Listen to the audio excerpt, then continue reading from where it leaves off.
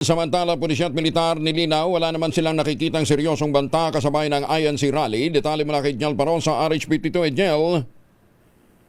Kuya Angel, parehong tinawin ng Philippine National Police at Department of National Defense sa pangambang baka may seryosong bantang nakikita ang kanilang hanay kasabay ng rally ng Iglesia ni Cristo. Ito'y matapos nang magdeklara ng pinakamataas na full alert status ng PNP. Gayon din ang red alert status naman sa NCR units ng Armed Forces of the Philippines. Ayon kay Acting PNP Spokesperson Police Colonel Allen Reyco, pangkaraniwan na deklarasyon itong full alert kapag may malalaking pagtitipon sa bansa.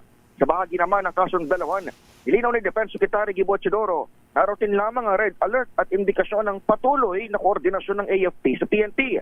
Bago nitang itinas ng pulisya at militar ang full at red alert status, itong pumutok ang sorpresang rally ng INC sa EDSA. Sa ilalim nito, nakadeploy ang buong pwersa ng police personnel sa buong bansa habang nakastandby naman ang military personnel at assets anumang oras na kailanganin o request ito ng mga civilian authorities. Ako si Daniel Parrosa, nag-uulat para sa DZRH. Una sa Pilipinas, una sa Pilipino.